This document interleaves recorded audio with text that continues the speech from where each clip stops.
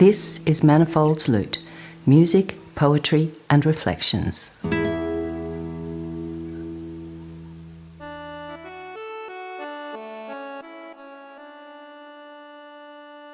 Roger Ilott spoke with Bill Scott in 2002 about the Moreton Bay Buxhwhackers and their recording along with the Bandicoots for Wattle Records.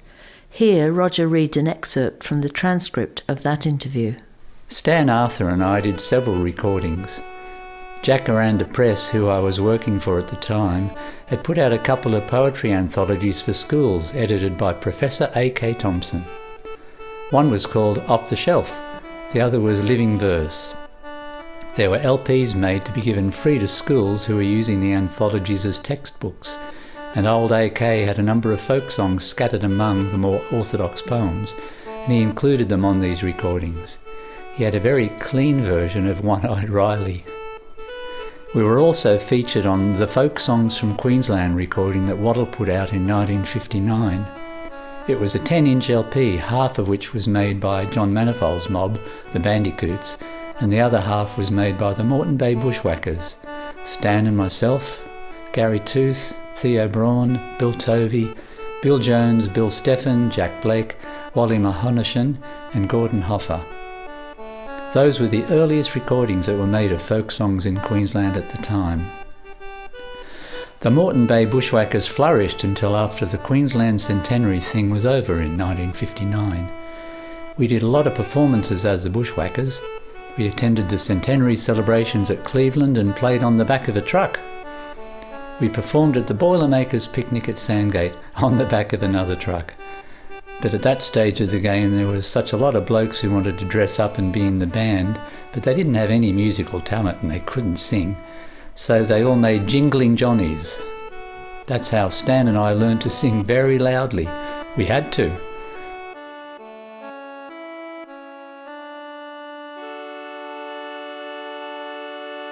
Doug Eaton recalls, the Moreton Bay Buxhwhackers, was Bill Scott, Stan Arthur, Theo Braun. He was actually German and he played an instrument called a Waldzitter, which was like a cittern really. I think it had a round back, I'm not sure. Billy Jones played mouth organ and Bob Anderson was on banjo. And they did recording too. We've got a Wattle recording of Bandicoots on one side and Moreton Bay Buxhwhackers on the other side. It was a 10-inch LP. We also did another one which only got as far as being an acetate. John didn't approve of recording, but on the other hand, you know, if you don't record things, people don't get to hear about it. So there's a kind of tension there.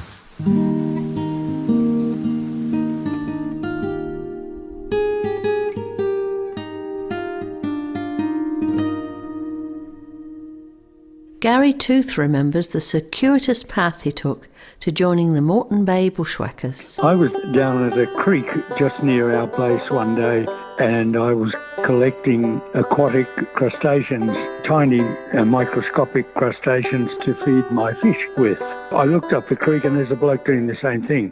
I waved to him and he waved back, and then after we'd finished we got talking and it turned out that he looked at them through a microscope, whereas I just fed them to my fish. He said, why don't you come up and have a look at them through the microscope? I said, sure, yeah, which I did, and so we became friendly.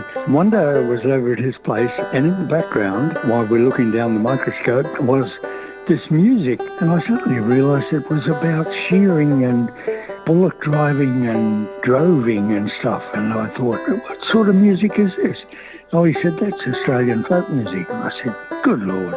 I didn't know we had any folk music in Australia. And he said, yeah, we do. He said, these blokes still sing it too, every Thursday. They meet at a hall in town. So he said, would you like to go in and meet them and listen to it? I said, sure would. So a couple of my mates and I went in. We met Stan Arthur and the essence of the Buxhwhackers band at that time. That would have been about 1958. I suppose. We went in every Thursday night then and sat and listened, and eventually they said, would you like to play an instrument? And I said, I don't think I could. I don't know read music or anything. And they said, well, maybe you could play the bush bass, which I started to do then and kept that up for a couple of years.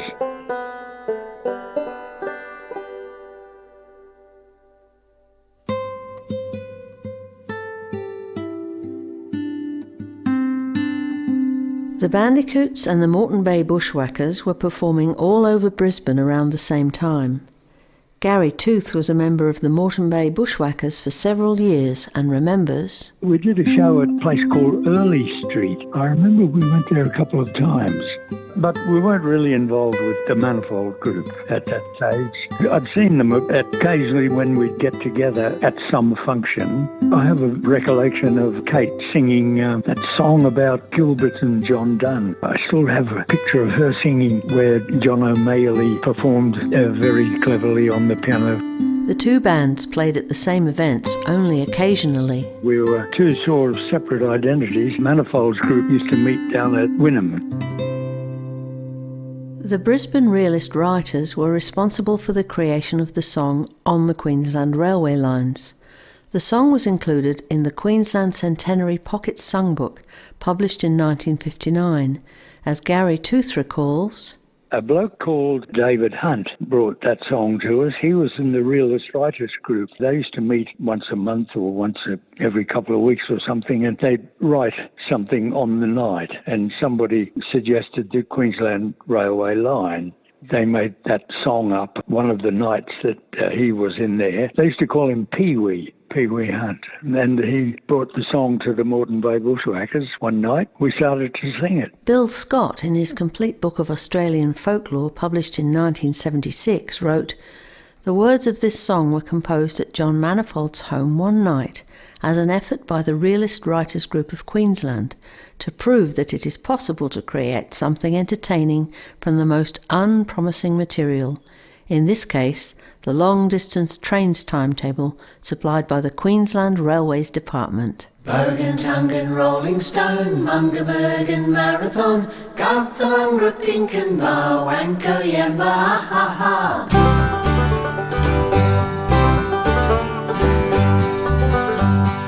On the Queensland Railway lines, there are stations where one dines. Private individuals also run refreshment stalls. Bergen, Tungan, Rolling Stone, Mungamergan, Marathon, Guthalungra, Pinkenba, Wanko, Yamba, ha ha. Pies and coffee, baths and showers are supplied at Charters Towers. At Bukai the rule prevails of restricting showers to males. Bergen, Tungan, Rolling Stone, Mungamergan, Marathon, Guthalungra, Pinkenba, Wanko, Yamba, ha ha.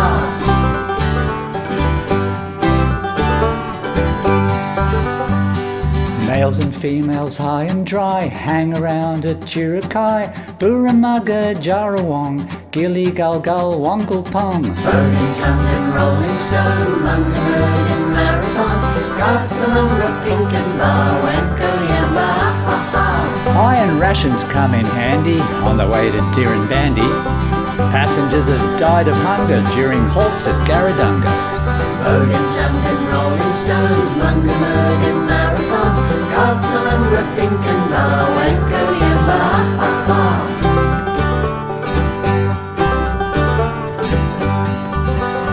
So let us toast before we part those who travel stout of heart, drunk or sober, rain or shine, on the Queensland Railway lines. Bergen, Tungan, Rolling Stone, Mungamergan, Marathon, Guthalungra, Pinkenba, Wanko, Yamba, ha ha. Bergen, Tungan, Rolling Stone, Mungamergan, Marathon, Guthalungra, Pinkenba, Wanko, Yamba, ha ha.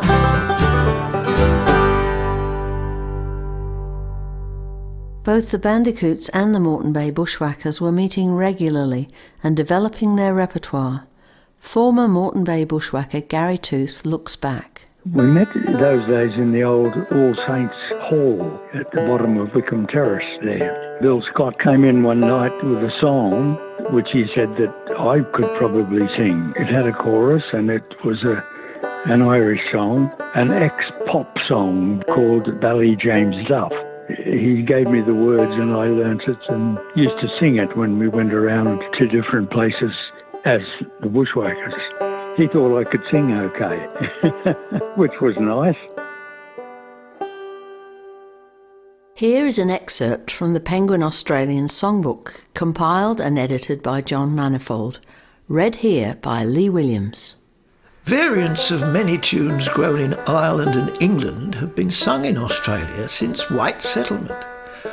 New tunes in the same ancient idiom arose as well. From mouth to ear and from ear to mouth, songs spread through the convict settlements and no amount of flogging could stop them. The men of the nomad trades, the drovers, shearers, bullockies and the rest, were great diffusers of song. In addition, they composed their own. Jackaroos sometimes amused themselves by composing and singing new verses of familiar tunes. Drovers were particularly in need of songs to sing as they rode around their beasts at night. Thus it comes about that the drovers not only borrowed occasional jackaroo songs at times, but also preserved old bushranging ballads. The shearers too had a taste for the old songs. It was the embattled shearers in the strike of 1894 who hoisted the flag of stars and sang The Wild Colonial Boy, and it was an old shearer in a Toowoomba hospital who told me, "That's the way to sing Bold Jack Donahue, sonny, not sad, but with a stamp of the foot."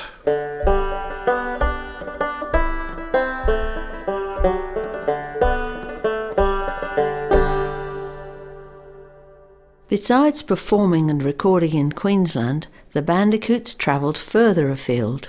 According to Doug Eaton, in 1962, we went to the Adelaide Festival with 5 concert programs. The chief librarian at Adelaide Library organised to record our concerts. They were devoted to different subject matters like convicts and newcomers, bushrangers, pastoral trades. There were 5 concerts altogether. The first one was in the Union Hall at Adelaide University. There were no microphones or anything like that. You just had to project your voice. And there was good teaching ground for me, learning how to project, reach the back row if possible. John wouldn't allow a microphone on stage, so the poor technician had to get down below the front of the stage and set a microphone up and try and catch it all.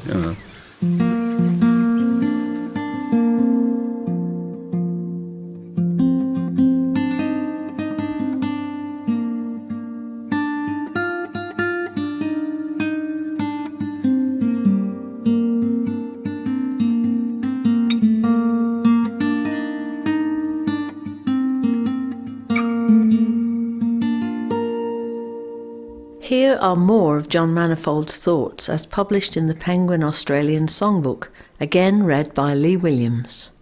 Publication does a doubtful service to folk songs. It presents them, but it preserves them dead, like stuffed animals in a museum. It brings them to a wide audience, but this includes so many of the wrong people, from school teachers to hillbilly addicts. The wrong people are those who are bent on taking folk song out of its natural surroundings. Folk song belongs in the home, in the pub, in the forecastle, or on a friendly veranda, not in a list of set pieces at a nice Stedford, not in the schoolroom, unless as a rare treat, not between toothpaste advertisements on radio or television.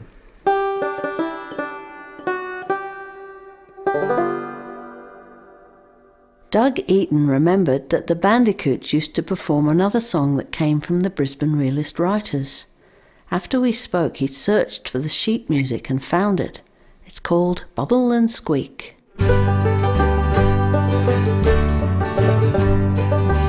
When they gave me the sack, I had one stroke of luck.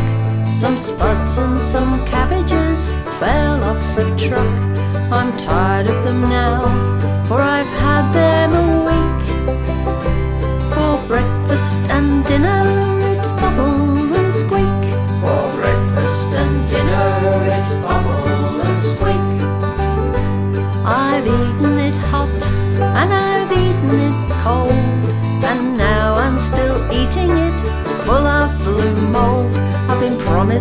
a job if I'm humble and meek. But I'd rather put up with my bubble and squeak. I'd rather put up with my bubble and squeak. My cobbers all offer to lend me a quid, but borrowing's one thing that I never did. And when I refuse it, they think I'm a freak. You can stay independent with bubble and squeak. Stay independent with bubble and squeak. If I get a job, I'll have roast beef and pie. If I don't starve to death, then I'll live till I die. I'll never surrender and never grow weak. I can always go